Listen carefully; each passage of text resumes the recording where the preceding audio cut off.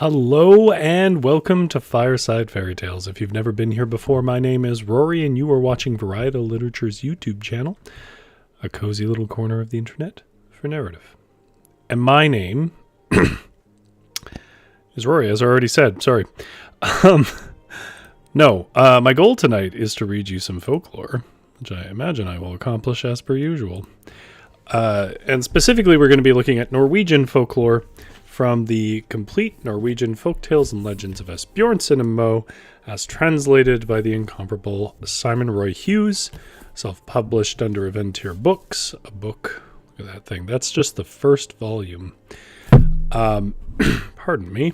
Hope no one's deaf after that.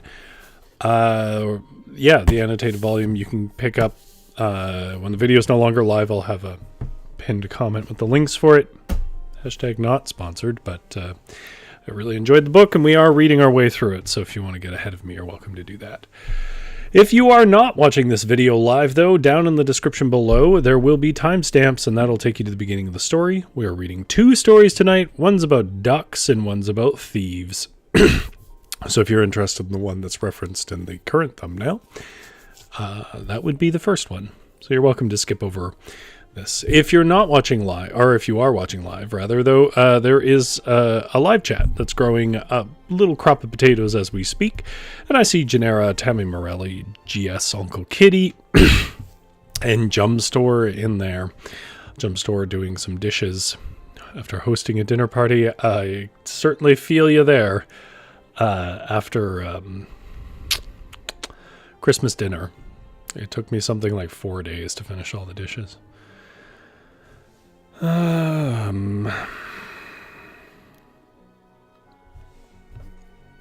Well, yes, anyways, it's good to see you folks.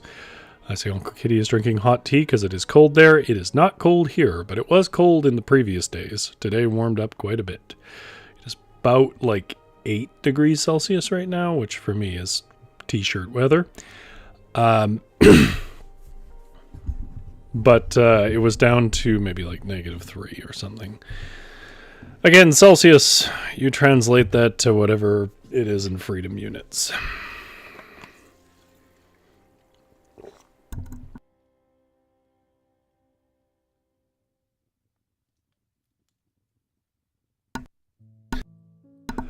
All right.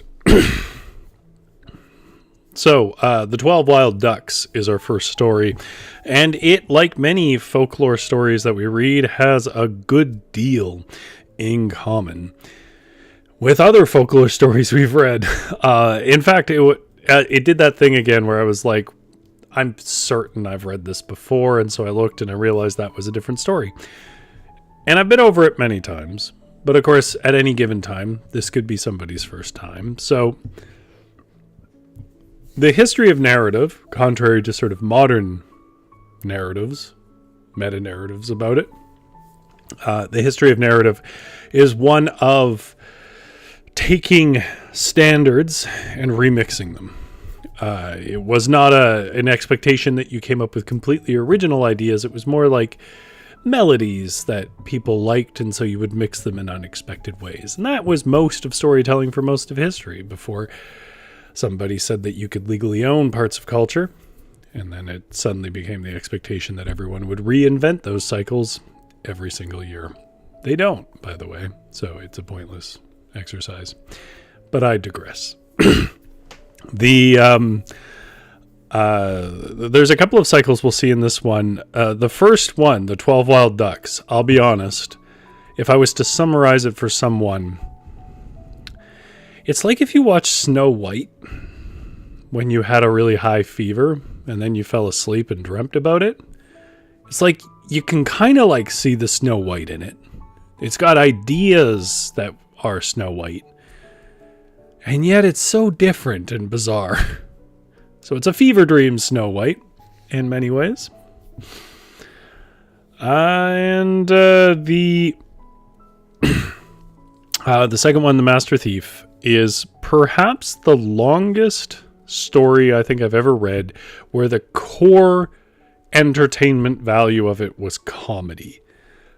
We've read sort of epic adventures before, That's not uncommon. But in this case, what we're experiencing is not an epic adventure. It is, I mean, it is epic and adventurous. Sorry. Gotta fix a light. There we go. Pardon me. It's not that it isn't epic and adventurous. It kind of is. It's that its core entertainment is comedy routines, basically a bunch of comedy cycles, and it is a long story. I'm not saying that it's tedious to read, but I'm surprised just at its sheer length for a comic story. Most comic stories are quite short. It's also very unique. Of the cycles present in that story, I don't think I've read any story with any of them before. Doesn't mean they don't exist. Just I haven't personally found them. So that's what we have to look forward to. Fever Dream, Snow White. And a very unique and lengthy comic story. Both of them, again, coming from the complete Norwegian Folktales and Legends of Asbjørnsen and Moe, the Grimm brothers of Norway.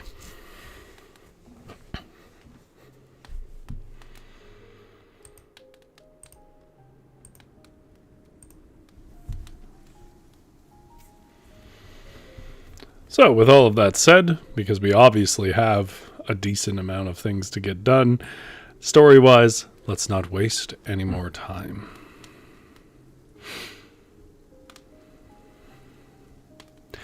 Our first tale of the night is called The 12 Wild Ducks. And it comes to us collected by Asbjørnsen and Moe in their seminal 19th century work, The Complete Norwegian Folktales and Legends of Asbjørnsen and Moe. But we are reading Simon Roy Hughes' collection from his annotated edition. This is from the first volume, and if you want to purchase these stories for yourself, I will leave a link down in the description below and in a pinned comment below when the video is no longer live. There was once upon a time a queen who went out driving. Not a car. Just to be clear, driving had a meaning before cars. It was in the winter. Snow had just fallen, and when she come a distance on her way, her nose began to bleed, and she had to leave the sleigh. As she stood up against the fence, looking at the red blood on the white snow, she began to consider that she had 12 sons and no daughter. And so she said to herself, "Had I a daughter as white as snow and as red as blood, then my sons might as well not matter to me." This was barely said before a witch came to her. "A daughter you shall have," she said, "and she shall be as white as snow and as red as blood, and then your sons shall be mine. But you may have them with you until the child is christened." And when the time came, the queen had a daughter. She was as white as snow and as red as blood, just as the witch had promised. And so they called her Snow White and Rose Red. Before anyone gets excited, this premise of Snow White, Rose Red, it's in like thousands of folklore stories, and they're not all the same. I know that our cultural touch point is obviously Disney's Snow White, but that is just a name, a trope that comes up in lots of different stories, and it refers to, they seem to have left out the rose red, but it refers to this idea that she has porcelain, pale white, snow white skin, and then blushes rose red, and lips of rose red, and so on. Yeah, Genera belongs to the long tradition of bad mums in folklore. There was great joy on the king's farm, and the queen was happy beyond measure. Yet when she remembered what she had promised the witch, she had a silversmith make 12 silver spoons, one for each prince, and then she had him make one more, which she gave to Snow White and Rose Red. And there's a drawing here of the lady with her nose bleeding, holding a rag against it, leaning against the snow in a snowy area. And across from her is an old woman, mostly covered by a woolen hood and wearing mittens and a sweater and so on, crouching over her cane. And protruding from under the shadow of that woolen hood is a long, crooked nose and an under-bite lip that pouts out across a sort of dimpled, almost old potato-esque face. And there's a drop frozen on the tip of it. It's a very pretty drawing. Immediately, the princess was christened. The princes were transformed into 12 wild ducks and flew away, and they saw no more of them. They were gone, and gone they remained.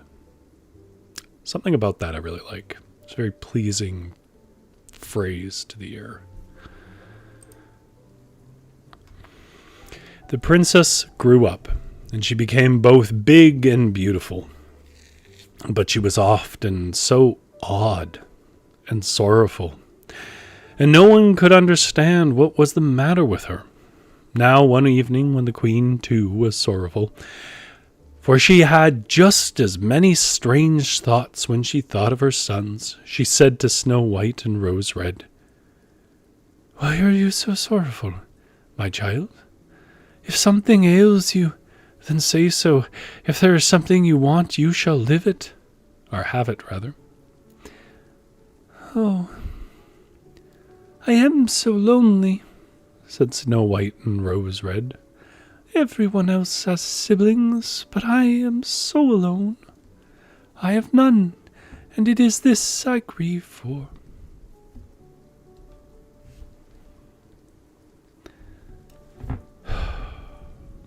"You also have had siblings," said the queen.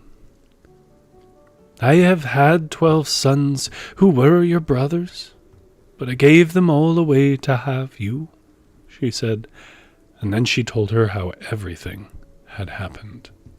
There's another picture. There's a lot of pictures in the story, actually, and it is a line of the 12 ducks coming down, turning towards the door of a log cabin with a thatched roof and a sort of grainy black and white look.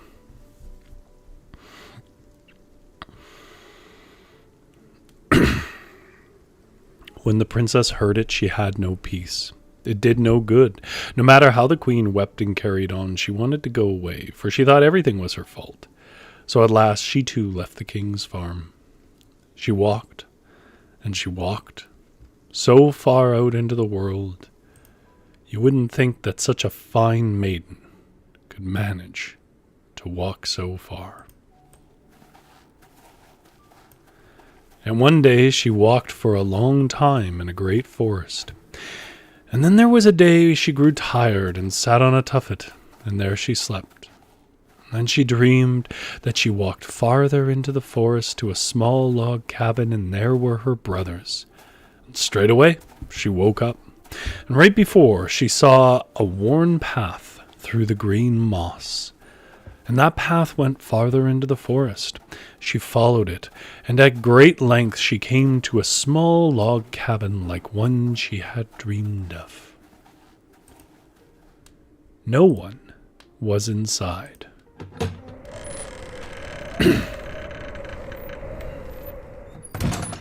But 12 beds stood there, and 12 chairs, and 12 spoons, and 12 of everything else. And when she saw all this, she grew as happy as she had never been for many years, for she quickly understood that her brothers lived there, and that it was they who owned the beds and chairs and spoons. She lit a fire, and swept, and made the beds, and cooked food, and ordered and tidied as best she could. And when she had cooked and prepared everything for them all, she ate. But she forgot her spoon on the table. And then she crept beneath the bed of the youngest brother and slept there. Why she sleeps under the bed, I don't know. I guess it sets up a situation later. And she had hardly lain down before she heard a rushing and whistling in the air.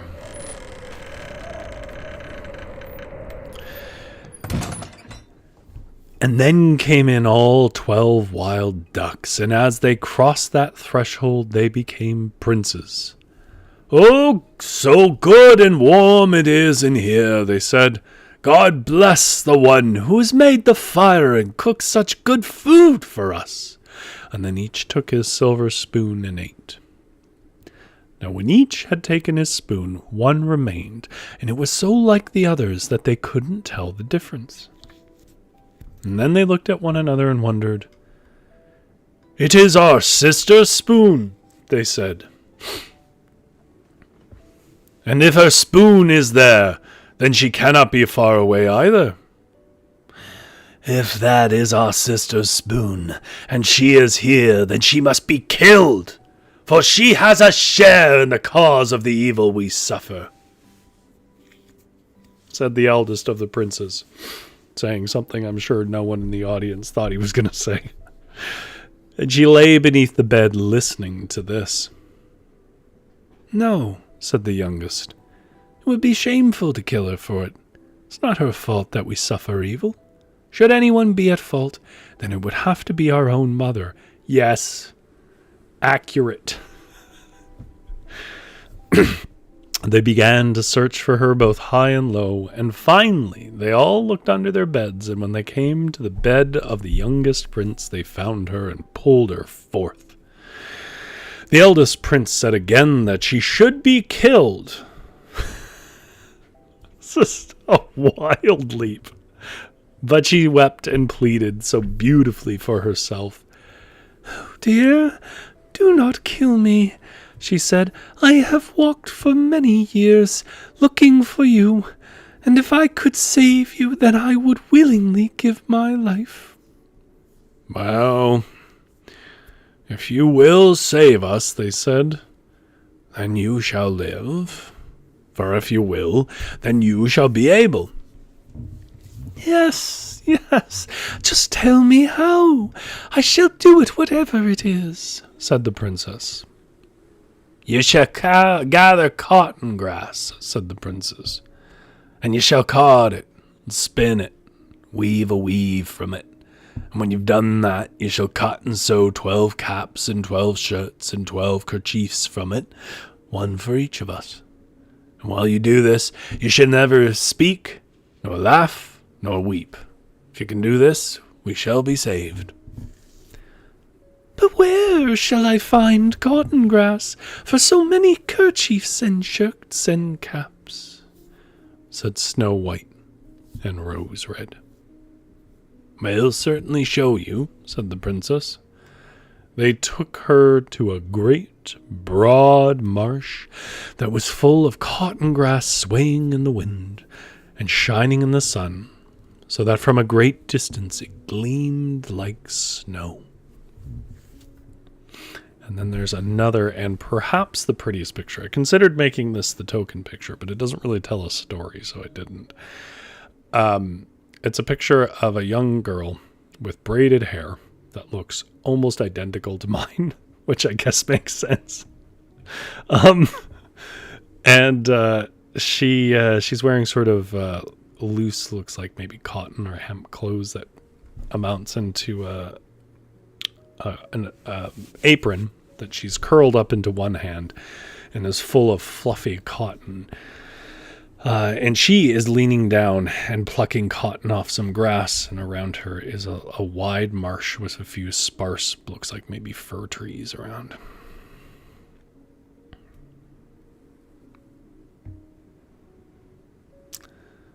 GS says it looks like the Gleaner painting. That is a good observation. It does. It's a little more inviting, I think, though. That one's a bit more melancholic. Never before had the princess seen so much cotton grass, and she began to pluck and to gather it best and as quickly as she could from that very hour. When she came home in the evening, she began to card it and spin yarn from the cotton grass. And thus she continued both well and long. She gathered cotton grass and carded it, and in between it all she tidied for the princes, she cooked and made their beds, and in the evening they came rushing and whistling home as wild ducks, and at night they were princes. And in the morning they flew off again, and where were wild ducks the whole day. Doing what? Who knows? Quacking in a pond, I guess, because I don't think they're bringing food home as wild ducks. Now, it happened once she was on the marsh gathering the cotton grass, and I think, if I'm not mistaken, that it was the last time she should go. That the young king who ruled the kingdom was out hunting. He came riding to the marsh and saw her and stopped, wondering who the gorgeous maiden walking upon the marsh and gathering cotton grass might be. So he asked her, and when he received no answer, he wondered even more. Indeed, he thought so well of her that he wanted to take her home with him to the castle and marry her. So he told his servants to take her and lift her onto his horse. Wild. I know this is like a trope in these kinds of stories where they are somehow mute, but it is just wild to me that there was a time where you could just pick a person up like they were cattle. I know the history of all of this. It's just wild to me. My brain can't conceive of it. Snow White and Rose Red wrung her hands and gestured to them and pointed at the sacks she had all her work in, and when the king understood what she wanted to have them with her, he told his servants to take and load up the sacks as well. And when they'd done so, the princess eventually began to make herself agreeable, for the king was both a kind and handsome man who steals people, and he was as happy and friendly towards her as if she were a toy. What a wild thing to say.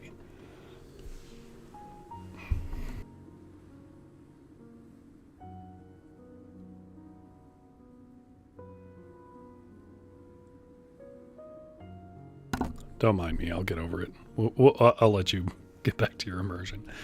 This stuff always baffles me. And now when they came home to the king's farm, and the stepmother, the old queen, saw Snow White and Rose Red, she grew so angry and envious of her beauty that she said to the king, "Can you not understand that she whom you have brought with you, and whom you will marry, is a witch? She neither speaks, nor laughs, nor weeps."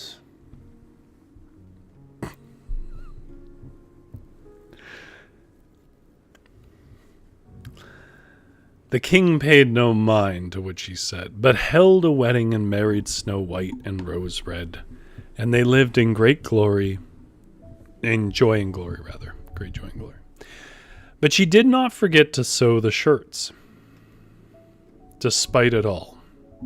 And before a year had passed, Snow White and Rose Red bore a little prince. And the old queen grew even angrier and more envious on his account. So when night came, she crept in to Snow White and Rose Red while she slept, took the child and threw it into the pit of serpents, then cut the queen's finger and smeared blood around her mouth, and then she went to the king.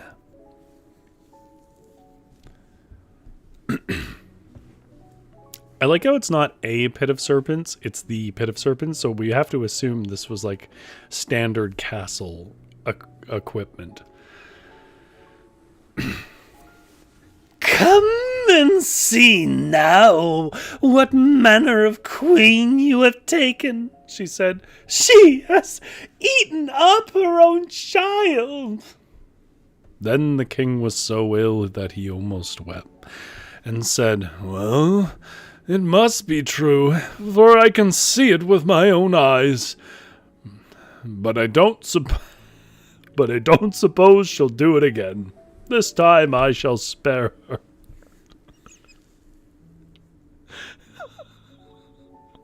I know the story needs it, but it's so funny to me to be like, well, you ate my child, but nobody's perfect. Who doesn't fall mouth first on a child now and then and just eat them? Could happen to anybody. Before a year had passed, she again bore a son. and then went the same way as the first. The king's stepmother grew even angrier and more envious, and so she crept into the queen as she slept during the night, took the child, and threw it into the pit of serpents, then cut the queen on her finger and smeared blood around her mouth. And then she told the king that she'd eaten up this child too. Well, the king grew as sorrowful as you never could believe. And he said, "Yes, I suppose it must be true, for I can see it with my own eyes. But she will certainly not do so again. I shall spare her on this occasion too." Before a year had passed, Snow White and Rose Red bore a daughter, and again the old queen took and threw her into the pit of serpents. Whilst the young queen slept, she cut her finger and smeared blood around her mouth, and then she went to the king and said, "Now you may come and see if what I say is not true, that she is a witch, for now she has eaten up her third child too." At this point, who do you root for? The king who's okay with this idea? She didn't really, obviously, but he doesn't know that. The king grew so sorrowful, there was no end to it. For now he could not spare her any longer, but had to command that she should be burned alive. And when the fire stood aflame, and she should be put onto it, she made gestures to them that they should put 12 boards around the fire, and on them she laid the kerchiefs and the caps and the shirts for her brothers. The shirt of her youngest brother lacked its left arm, however. She had not managed to finish it. I don't know what weaving clothes is like, but would it really take multiple years like this to make 12 shirts? Hardly had any done this before they heard a rushing and whistling in the air, and then came flying 12 wild ducks over the forest. Each of them took its clothing in its bill and flew off with it. "Do you see now?" said the bad queen to the king. "Now you can properly see that she is a witch. Hurry now, burn her before the wood burns up." "Oh," said the king, "we have enough wood. We have the forest to take from. I shall tarry a little yet, for I want to see what the end of this shall be." Straight away, the 12 princes came riding, and a handsome, well-grown as one could expect, but the youngest prince had a duck's wing instead of his left arm, which amounts to nothing in the tale, but is fun. "What is going on?" asked the princes. "My queen shall burn, for she is a witch. She has eaten up her children," replied the king. "She has not eaten up her children," said the princess. "Speak now, sister. Now you have saved us, save yourself." So Snow White and Red Rose spoke and told how everything had happened, that every time she'd been delivered, the old queen, the king's stepmother, had crept into her in the night, taken the child from her, cut her finger, and smeared the blood around her mouth. Then the princes took the king and led him to the pit of serpents, where the 3 children lay playing with serpents and toads, and you could not imagine more beautiful children. The king took them with him and carried them to his stepmother, and asked her what manner of punishment she thought one who had the heart to betray an innocent queen and 3 so blessed children should receive. "Oh, they ought to be tied between 12 unbroken horses,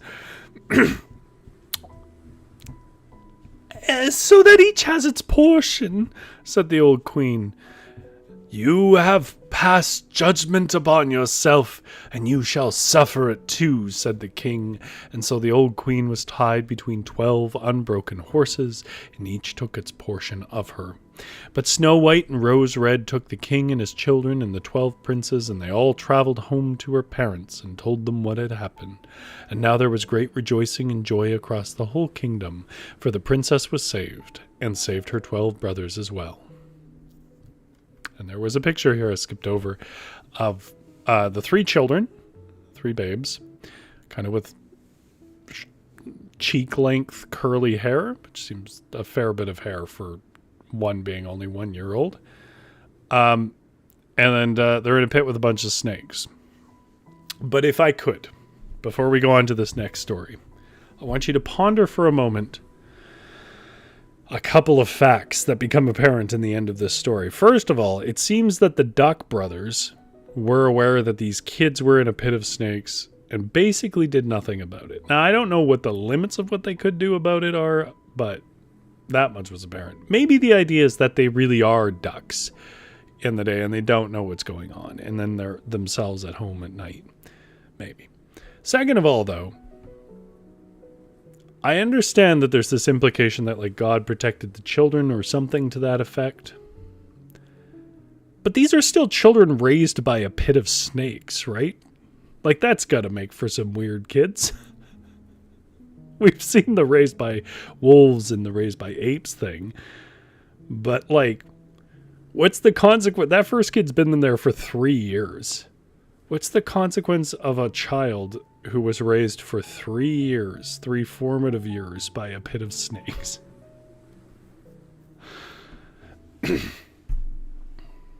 Or maybe the ducks were caring for them. I don't know. It's a bonkers story, as folklore often is.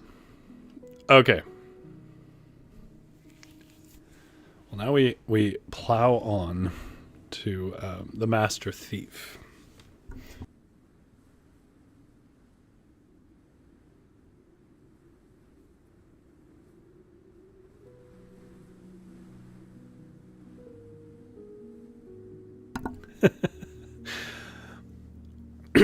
Uncle Kitty says, "What do you want for your birthday, little Timmy?" Yeah, exactly, yeah. I don't know how you wean a child with a pit of snakes. It's not the point. It's borderline mythological. It probably doesn't really matter, but it is thoughts I had. Okay. A content warning, but a pretty mild one, despite how it sounds. The following story is mostly pretty tame, but one of the kind of gimmicks in it revolves around faking suicide. So if that's a thing that's triggering to you, I even think a lot of people who might find suicide triggering won't find this triggering. But in case that is a thing that you would find triggering, you know, this ain't the story for you. Thanks for tuning in, so on. But for, I will say that it is, no one actually dies by suicide in this story.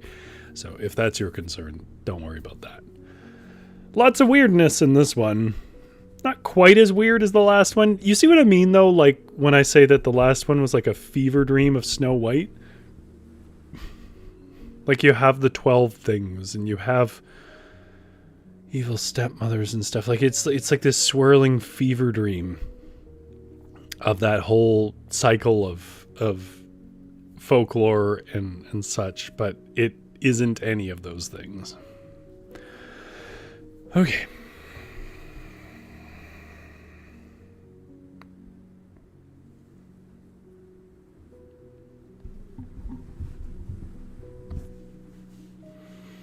Time for some comedy. Our next tale is called The Master Thief, and it also comes to us from the Complete Norwegian Folktales and Legends of Asbjornsen and Moe, Volume 1, Annotated Edition, translated by Simon Roy Hughes from Aventier Books. You can get the physical books from Amazon. And if you want the digital books, I'll also have that in the pinned comment down below, which you can get from Amazon, but you shouldn't. You should get it direct from him, which I'll have a link to do. And this one is an epic comedy, basically, about a master thief.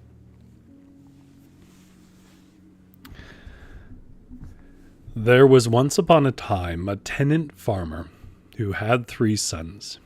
He didn't have any inheritance to leave them, and nothing for them to do, and he didn't know what to do with them either. So he said they'd be allowed to do what they wanted to do most of all and go where they liked. He would willingly go along with them on the way, he said, and he did so too. He went along with them until they came to a place where there were 3 roads, and there each went his own way.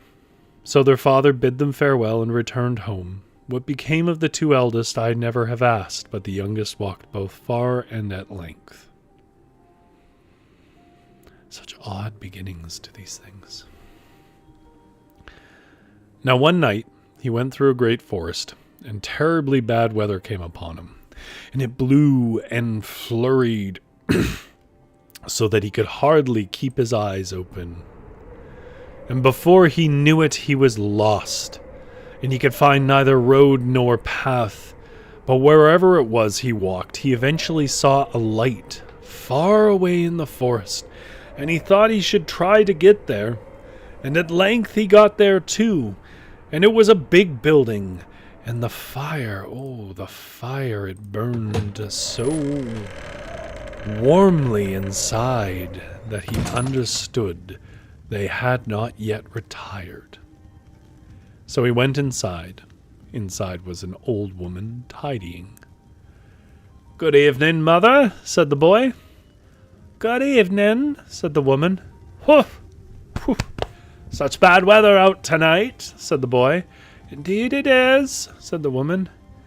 "May I, take shelter here for the night?" asked the boy. "It's probably no good that you stay here," said the woman, "for if folk come home and find you, then they'll kill both me and you." "Well, what manner of folk live here?" said the boy. "Oh, they are robbers, and not such a rabble," said the woman. "They took me when I was small and make me keep house for them." "Well, I think I shall retire regardless," said the boy. "Things may go as they will, for I will not go out again tonight in such weather." "Oh, well, it'll be worse for you," said the woman. The boy retired to a bed, though, and stood there, but he didn't dare sleep. Suddenly the robbers came, and the woman said that a stranger had come, and that he couldn't get him to go again. "Did you see if he had any money?" said the robbers. "Money? Him? That unfortunate," said the woman. "It was no better than just that he just about owned the clothes on his body." And the robbers began to talk among themselves about what they should do with him. Meanwhile the boy got up and began to talk with them, asking if they didn't need a servant boy, for he would like to serve them. "Yes," they said. "If you want to, you can go and practice our craft. Go into service here." "Indeed, what luck," said the boy. "What manner of craft is it? When I left home, my father gave me leave to take up whatever I wanted to do." "Do you want to steal, then?" said the robbers. "Oh, yes," said the boy. "That craft couldn't be so difficult to learn," he said. "Well, there lived a man a distance from them who had 3 bulls. He should go to town to sell one of them, and the robbers had heard of it. So they told the boy that if he was good enough to steal the bull from him on the road, so that he didn't know it, and without doing anything to him, then he would be allowed to serve with them. So the boy took with him a pretty shoe with a silver buckle that lay there and set off. He put the shoe in the road where the man had to pass with his bull, went into the forest, and hid under a bush. And when the man came, he immediately caught sight of that shoe. "Oh, ho, ho, this is a fine shoe," he said. "How'd it's like when then I would take it home with me, and then my wife would have been pleased for once. She would, For this wife was so angry and mean that it wasn't very long between each time that she slapped him. But as he didn't think he could do much with one shoe without its like, he continued, leaving it behind. The boy took the shoe and hurried through the forest as best he could to get in front of the man. And then he put the shoe back in the road in front of him. Well, when the man got there with the bull, he grew so angry that he'd been so stupid to leave its like behind and not bring it with him. "Oh, I'll have to run back and get the other one," he said to himself, tying the bull to the round pole fence. "And then I shall have a pair of good shoes for the wife, and perhaps she may yet be glad for once too." And so he went and searched for the shoe, for 7 long and 7 broad, but he found no other shoe. At length he had to return with the one he had, and meanwhile the boy had taken the bull and left with it. And when the man came again and saw that the bull was gone, he sat weeping and carrying on, for he was afraid his wife would knock him senseless when she learned the bull was gone. So he decided to go home and take the other bull and travel to town and get a good price for it, and to not let his wife know anything. He did so. He went home, fetched the bull without his wife knowing, and went to town with it. But the robbers knew it well, for they had their runes out. And so they told the boy that if he could take that one too, so that he didn't know, and without doing anything to him, he should be their equal. I probably don't need to explain this, but when they say he has his runes out, this is like Simon makes a reference to it, but I've seen historical discussion of this as well. It's most likely like either bones, like finger bones of animals or something, or stones with runes carved into it, and you would kind of toss them and interpret them. It's a form of divination, basically. "Indeed, that shouldn't be too difficult," said the boy. This time he took a rope. This is the content warning section. And he hung himself up under his arms in the middle of the road before the man. And when the man came with his bull and saw this hanging spectacle, he went a little strange. "Oh, how heavy your thoughts must have been. You hanged yourself there. But you may hang there for my part. I can't blow life back into you," he said, and then he continued on his way with the bull. The boy got down from the tree, ran a little, got in front of him, and hung himself up in the middle of the road before him again. "Oh, have your thoughts really been so heavy that you hanged yourself? Or are you just haunting me?" said the man. "Well, you may hang there for my sake, whether you are a ghost or whatever you are," he said, and continued on with his bull. Well, the boy did just the same again. He jumped down from the tree, ran straight through the woods, and hung himself up in the middle of the road before him again. And when the men saw him, he said to himself, "This is horrible. Would all 3 have had such heavy thoughts that they hanged themselves? No, I can't believe it is anything but a haunting. Oh, but I want to know for sure," he said. "If the other 2 are still hanging there, then it is real. But if they aren't hanging there, then it's nothing but a haunting." So he tied up his bowl and ran to see if they were hanging there. And as he walked, looking up all the trees, the boy jumped down, took his bowl, and left with it. When the man came back and saw that the bull was gone, he was very upset, you understand. He both wept and carried on, but at last he controlled himself, and he thought to himself, "There is nothing to do other than go home. Fetch the 3rd one without my wife knowing. I shall try to sell it for even more." So he went home, fetched it, and left with it. And his wife didn't know anything about it. But the robbers, they knew well. They told the boy that if he could steal this one, just like the other two, he would be the master of them all. The boy set off running through the forest, roaring terribly like a big bull. And when the man came with the bull, the man was happy when he heard it. For he thought he recognized the voice of his great bull, and thought that he would now find them both again. So he tied up the third, and ran off the road to begin looking in the forest. Meanwhile, the boy set off with the third bull, and when the man came back and had lost that one too, he got so upset there was no end to it. He both wept and carried on, and he dared not go home for many days, for he was afraid that his wife would beat him to death. Well, the robbers were also no longer happy that they had to admit that the boy was the master of them all. They thought they should try to do something the boy was not good for, so they all set off on their way, leaving him alone at home.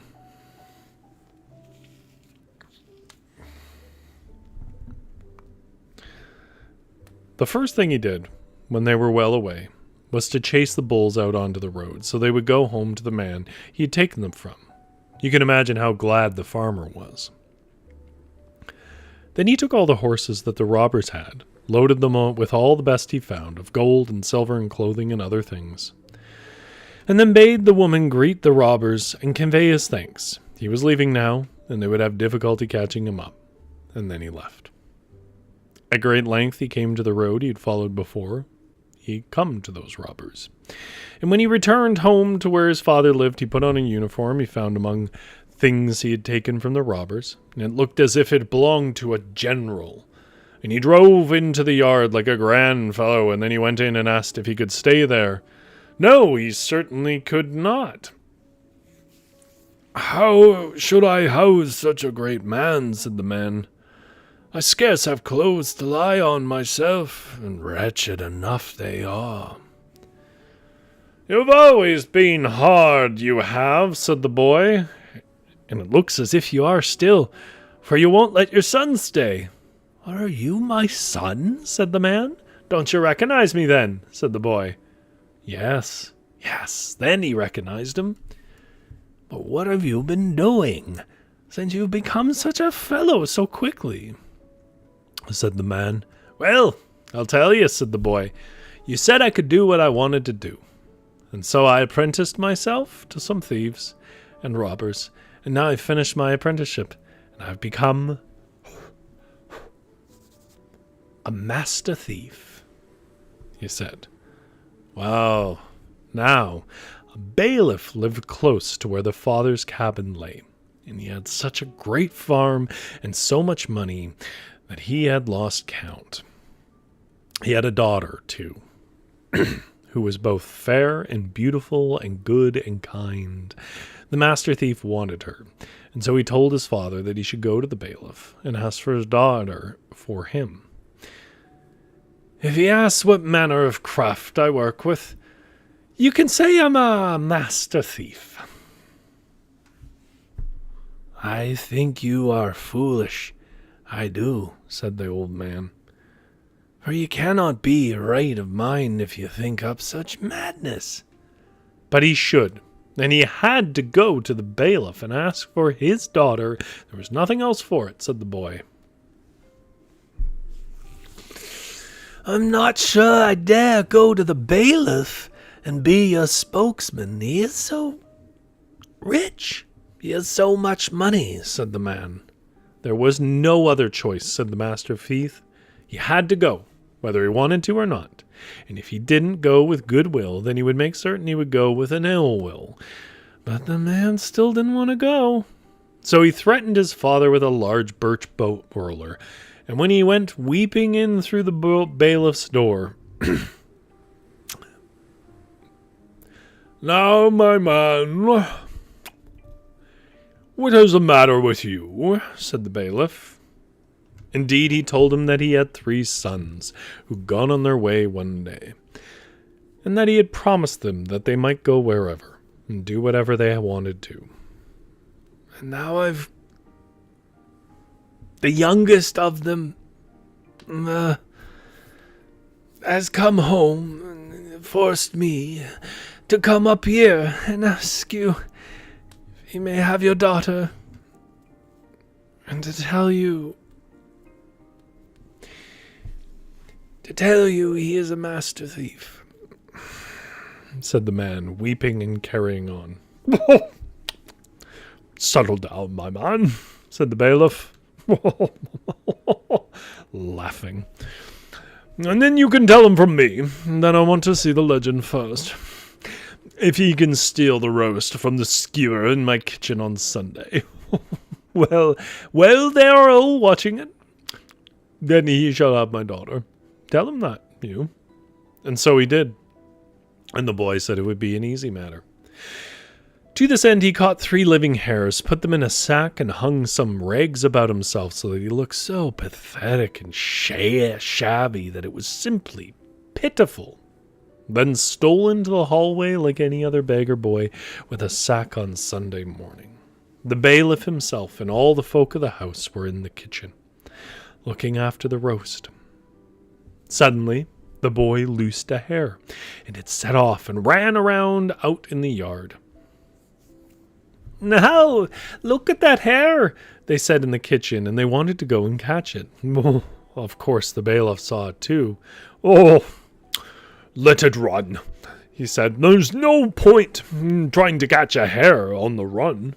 And it wasn't long before the boy loosed the second one, and the kitchen folks saw it, thought it was the same hare, and again they wanted to go and catch it. The bailiff again said it would do no good, though. But after a while the boy loosed the third hare, and it too set off and ran in the yard. The folk in the kitchen saw this one as well, and thought it was the same one running there again, and they wanted to go out and catch it. "This is a strange hare," said the bailiff. "Come, let us see if we can catch it." And he went out, and others went with him, and the hare went before, and they chased after, as was the custom. Meanwhile, our master thief took that roast and left. And where the bailiff got the roast meat for dinner that Sunday, I do not know, but I do know that he didn't have a roast hare, even though he ran himself both sweaty and tired. The parson came for dinner, and when the bailiff told him what manner of prank had been played by the master thief, the parson teased him mercilessly. "I don't know what I would do if I were fooled by such a fellow," said the parson. "Well, just watch yourself," said the bailiff. "Perhaps he shall be with you before you know it." But the parson continued, he did, and teased the bailiff for how he had allowed himself to be taken by the nose. In other words, his attention pulled.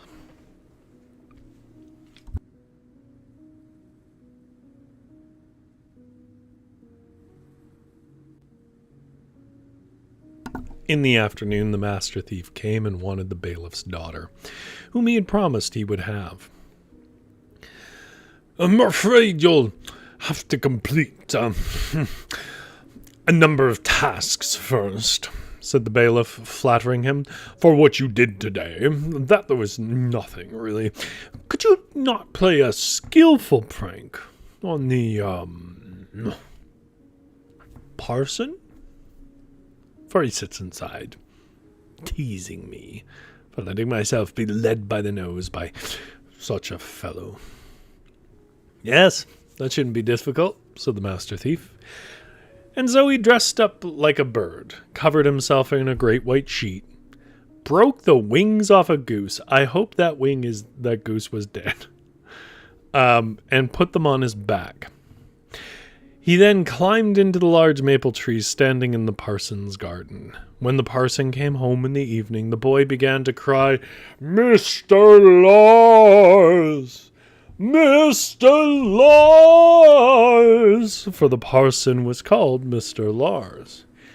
"Who's calling me?" said the parson. "I am an angel, sent from the Lord to proclaim to you that you shall be taken while still living to the kingdom of God on account of your godliness," said the master thief. "Next Monday night You must keep yourself ready for travel, for then I shall come and fetch you in a sack, and all your gold and silver and what else you have of this world's vanity you shall gather in a heap on your parlor's floor." Well, Mr. Lars both gave thanks and fell to his knees before the angel. And the following Sunday he delivered a parting sermon. He expounded that an angel of God had come to see him in the big maple tree in his garden, and had proclaimed that he should be taken alive to the kingdom of God on account of his godliness. And he preached and expounded so that everyone in the church wept, both young and old. On Monday, the master thief returned as an angel, and the parson fell to his knees and gave thanks before he was put in the sack. And when he was well in, the master thief dragged him behind him, across log and stone. "Oh, oh, oh!" cried the parson in the sack. "Where are we going?" "This is the narrow road that leads to the kingdom of heaven," said the master thief, dragging him along until he was half dead. At length he threw him into the bailiff's goose shed, and the geese huddled and pinched him so that he was more dead than alive. "Oh, oh, oh!" "Where am I now?" said the parson. "Now you are in purgatory, to be cleansed and purged for eternal life," said the master thief. And then he left, taking all the gold and silver and all the good things that the parson had heaped in his parlor. And in the morning, when the goose girl came to let the geese out, she heard the parson, who lay groaning in the sack in the goose shed. "In Jesus' name, who is it, and what's the matter with you?" she said. If you are an angel from the kingdom of heaven, then let me out. Let me return to the earth again. For here is worse than hell, and the little devils are pinching me with their tongues," said the parson. "Hey, I'm certainly no angel." "Dear God," said the girl, helping the parson out of the sack. "I tend to judge the bailiff's geese, and I suppose they are the little devils who've been pinching you, father." The master thief's done this." "Oh, my gold, my silver, and my fine clothes," ooh, cried the parson, carrying on and running home. The goose girl thought he had lost his wits and understanding both at the same time. Now, when the bailiff heard how things had gone with the parson, that he had been both in purgatory and on the narrow path, he laughed until he nearly fainted.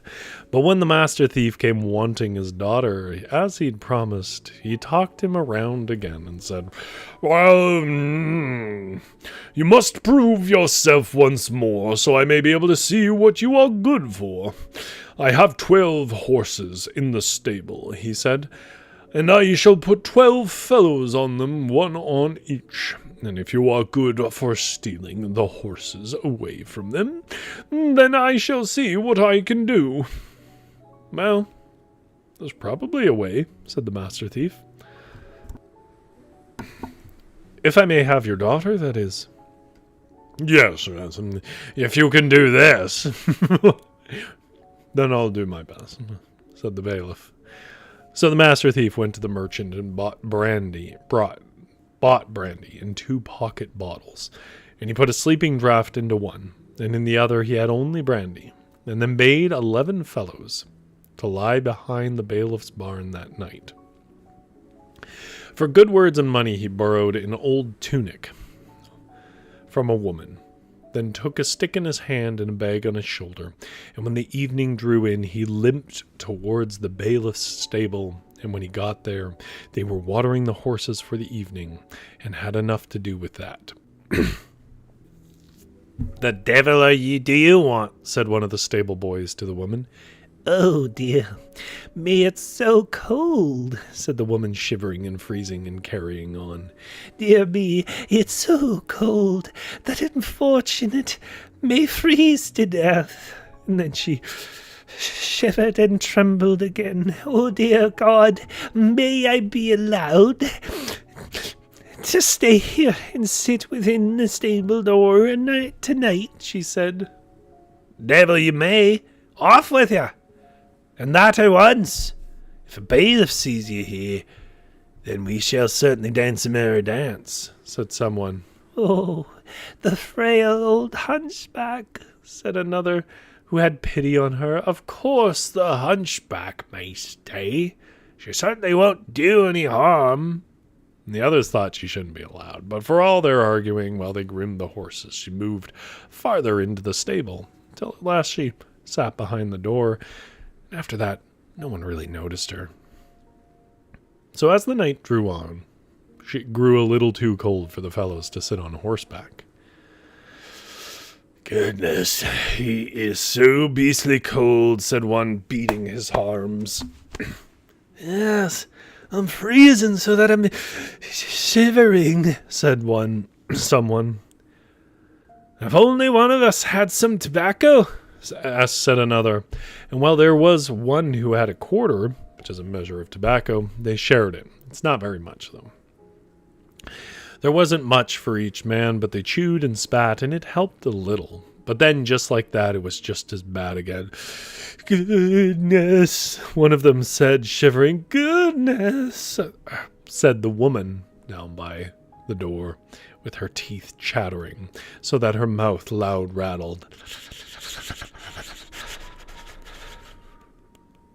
And then she took out the bottle with only brandy, and her hands shook so that the bottle clinked, ding, ding, ding, ding, ding, ding, ding, ding, ding. And then she drank until it said in her throat. "What's that you have in your bottle, woman?" said one of the stable lads. "Oh, it's a little drop of brandy, father," she said. "Brandy? What? Let me have a bit. Let me have a bit." All 12 of them shouted at the same time. "Oh, I have so little," the woman complained, "that your mouths won't even get wet." But they wanted it, and they had to have it, and there was nothing else for it. And so she took the bottle with the sleeping draught and put it to the mouth of the first one, and she no longer trembled, but tipped the bottle so that each of them got what she needed. And the 12th hadn't drunk before the first already sat snoring. And then the master thief cast off his rags and took one fellow after the other quite carefully and hunched them over the partitions. Then he called for his 11 fellows and set off with the bailiff's horses. And when the bailiff came out to look on his fellows in the morning, they were beginning to recover. They kicked at the partitions with their spurs so the splinters flew, and some fell down, and some were hanging and sitting there like fools. "Oh, yes," said the bailiff. "I can certainly see who's been here now. What a wretched lot are you, sitting here letting the master thief steal your horses from you." And then they were beaten for not taking better care. Later in that day, the master thief returned and told how he had borne himself and that he wanted the bailiff's daughter as he had promised him. But the bailiff gave him $100 and told him that he had to do something even better. "Do you think you can steal a horse away from me while I'm riding it?" said the bailiff. "Ah. Well, I suppose there is a way," said the master thief, "if I am to have your daughter." Yes, he would see what he could do. And then he told him on a certain day he would ride out on a big parade ground. The master thief got hold of an old nag of a mare, put together a harness of withies and besom twigs, and bought a worn-out old cart and a large barrel. And then he told a poor old woman that he would give her $10 if she would get into the barrel and gape over the tap hole. He would insert his finger there, and nothing bad would happen to her. She would only go for a short drive. And if he took out his finger more than once, then she should have another $10. Imagine, like, I know it doesn't matter for this story, but imagine if that was someone's pitch to you. I mean, $10 is not a small amount of money, but Jesus. He put on some rags, dirtied himself with soot, put on a wig and a large beard of goat hair, so that no one could recognize him. And then he left for the ground where the bailiff had already ridden for quite a while. When he arrived, he went so painfully slow that he hardly moved. And then he moved a little more, and he walked with such difficulty that the bailiff never imagined that it might be the master thief. He rode straight over to him and asked if he'd seen anyone skulking around in the forest there. No, said the man. He had not seen anything like that at all. Listen now, said the bailiff. If you ride into the woods and look carefully to see if anyone is walking and skulking about in there, then you shall borrow my horse and earn a good shilling for a drink for your trouble. No, I cannot, said the man, for I am going to a wedding with this barrel of mead I have fetched, and the tap has fallen out along the road. For now I have to go with my finger in the hole. You ride, said the bailiff. I shall certainly look after both the horse and the barrel. Well, he would do so. But he bade the bailiff to make sure to put his finger in the tap hole when he pulled his out. So the bailiff said he would do his best he could, and the master thief got up on his horse. Now time passed, and it got late, and no one came back, and at length the bailiff grew tired of having his finger in the tap hole, and took it out. Now I shall have another $10, cried the woman in the barrel, and then he certainly understood how things hung together with the barrel of mead, and went on his way home. And when he'd walked for a while, his folk met him with a horse, for the master thief had already been to the house. The next day he came to the bailiff and wanted his daughter as he promised him, and the bailiff now spoke him around again, gave him $200, and said he had to prove himself again, and if he could do so, then he would have her. Oh yes, the master thief would probably agree if he could hear what it was about. Do you think you can steal the sheet off our bed and the shummy off my wife? Said the bailiff. Wouldn't be impossible, said the master thief, if I was sure to have your daughter, that is. As night fell, the master thief went out and cut down a thief hanging on the gallows mound. Little grim, this one. Little grim.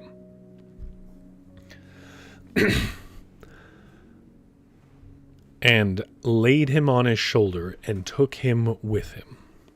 Then he got a long ladder and put it up to the bailiff's chamber window, then clambered up and shoved the dead man up and down just as if there were someone outside of the window looking in. There is the master thief, mother, said the bailiff, pushing his wife down. Now I'll shoot him, I shall, he said, and brought out a rifle he'd laid in front of the bed. Oh no, you can't do that, said his wife. You invited him here yourself. Yes, I'll shoot him, mother, he said, lying there pointing and aiming. But soon the head came up so that he could see a little of it, and then just like that it was gone again. And at last he had a good enough aim shot, and the corpse fell down so that it thudded on the ground. The master thief came down as quickly as he could. Yes, I am certainly the high authority here, said the bailiff, but the people are so quick to talk it would be a shame if they saw this dead man. You must do what you think right, father, said his wife, thinking she witnessed a murder. The bailiff got up and went downstairs, and as soon as he'd gone out the door, the master thief stole in and went straight to his wife. Now, father, she said. She thought it was her husband. Are you finished already? Oh, yes. I put him down in a hole, I did, he said, and covered him with a little soil. He's just about hidden, for the weather is terrible. I'll do better later. Let me have the sheet, so I can wipe myself off. For he was so bloody, and I've made a terrible mess with him. He got it. You'll have to let me have your chamois too, he said, for I don't think the sheet is enough.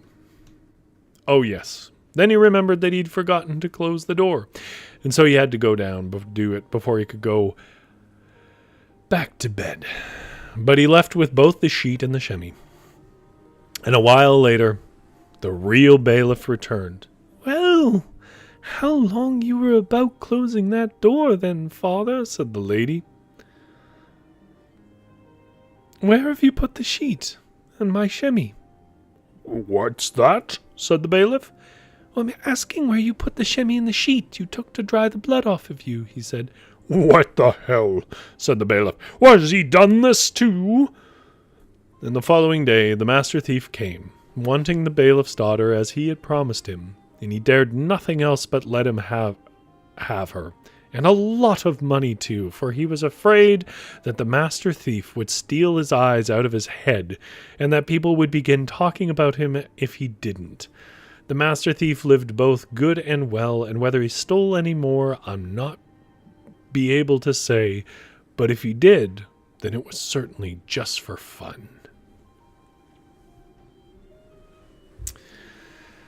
You see what I mean? It's like, it's an epic in length for something that is basically a comedy series.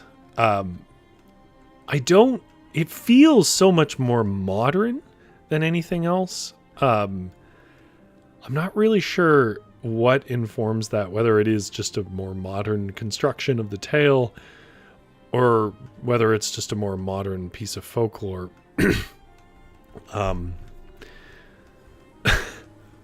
But it definitely goes on longer than I think anybody expects. It's probably one of the longer stories I've ever read on here. But it has the vibe of like a comic strip, a newspaper comic strip. You know, you can see the sort of premise of like the master thief and the bailiff, and every week he's like, give me your daughter, and then he has to do some other contrived thing to instead of giving his daughter. It's got a lot of charm. It's not as like laugh out loud funny as that one we were reading not last week but the week before, but I think it has a lot of charm in its kind of slapstick quality. But there you go. That's The Master Thief. Tammy says, thank you, Rory, for the great stories tonight. Hope everyone had a wonderful week and sweet dreams all. Thank you very much for your kind words.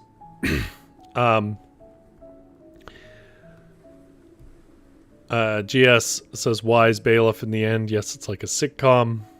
Uncle Kitty says the bailiff's wife needs to take a few lessons from the slapper.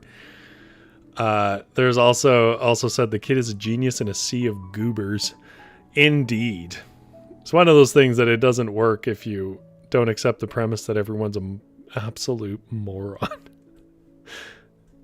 As far as I'm curious, I'll be looking at the chat after I check out here, but I'm curious what your favorite gimmick of the Master Thief was. For me, it's the parson.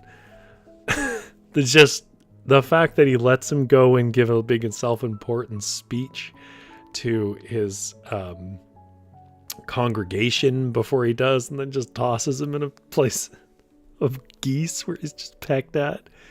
I don't know. I genuinely, that was the high point for me. What's your favorite gimmick that the Master Thief got up to? Let me know in the chat, or if you're not watching this live, let me know in the comments. I'm curious what people resonated with. It's not an engagement tactic, as we say on this stream. I'm never getting popular. Don't worry about that. This is just my own curiosity. As for me, though, I'll keep the fire warm. You folks, have yourself a good sleep.